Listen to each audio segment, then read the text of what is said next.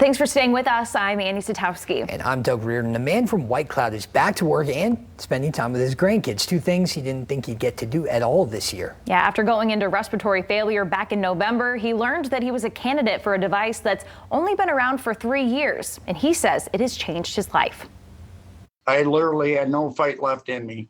It was a full-time job just trying to breathe. A struggle to survive Paul Hitz really started to feel about a year ago. Hitz diagnosed with COPD in 2017 after smoking for decades. But 2020 is when everything changed. I was in bad way. End up in hospital multiple times. After one of those times, doctors wanted to put him on the list for a lung transplant. But he decided to ask again about an option he'd already been researching. I was hunting for different COPD options.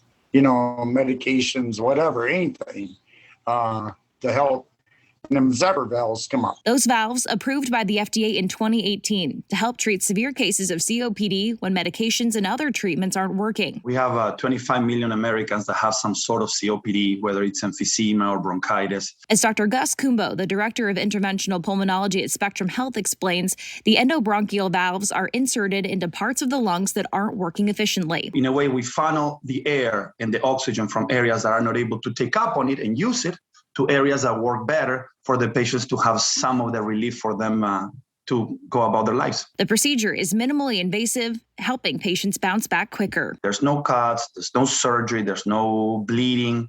This is a procedure that gets done in half an hour. Dr. Kumbo performed the operation on Hitz back in January, and now he says he has his life back. It's night and day difference, just being able to work, be outside, you know, fresh air, doing all the things I love to do. He's also getting back moments robbed by COVID-19. I got 16 grandkids, and that's one thing I live for, is our weekends out here playing ball, whatever. It's those little moments he says he's grateful for, all thanks to his team of doctors. Without them, I honestly do not think I'd be here today.